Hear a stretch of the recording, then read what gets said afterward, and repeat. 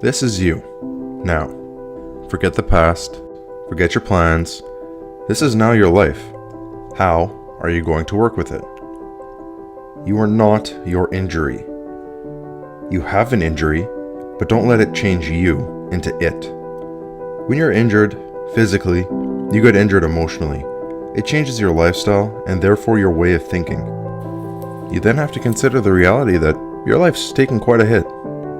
That's hard. Pride can make you and it can break you. Which fate is yours to decide? Are you going to feel sorry for yourself? Or are you going to accept that you are going to get through this? Strength is not just physical. It's emotional. It's on multiple different levels. One of which is to be mentally strong. If you can bench 315 pounds, but you can't work through a 2-week injury without falling off your horse, you aren't very strong, are you? Here's the hard part.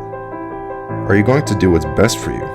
Forget your routine, forget your plan for the year and all the different decisions that go with it. Forget the person that you were before you got hurt. The things you did for fun, the things you did as a hobby, the things that you did to feel good. You need to start adapting to the who that you are now. The old you is dead. The you from before your injury is dead. That person is gone.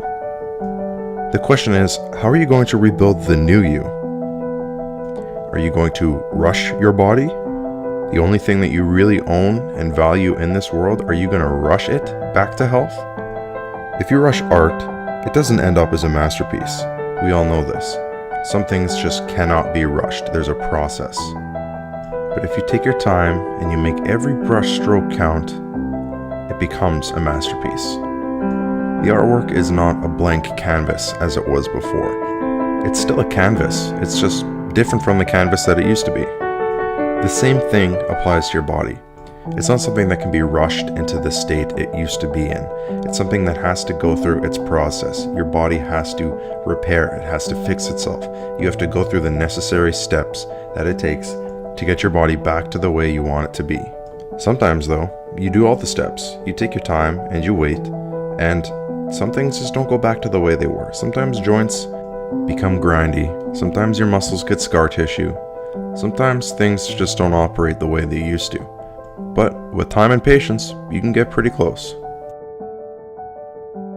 So what's best for you? You want to end up with a body, a masterpiece, that you can be proud of again. Something that may even be better than the way it was before. So you can get back on track, or you can set a new course. The alternative is failure. Recovery is not easy. It's a skill. Knowing exactly what you should do to let your body recover and then having the patience to stick it out while your body fights through pain, while you fight through not being able to move and do the things you used to do. It's a skill. And recovering is an accomplishment. It's something worth celebrating. And the more you get injured, or the more self-aware you become, the more you gain experience and insight into knowing what's best for your body. So, what are you going to do? You have the options. You can try and rush things. You can try and jump back into your sport, back into your movements as fast as you can. Or you can swallow your pride. I know it's hard. I've been there. Be patient and get through it. Do what your body needs out of love for who you are and who you can be. It's all up to you.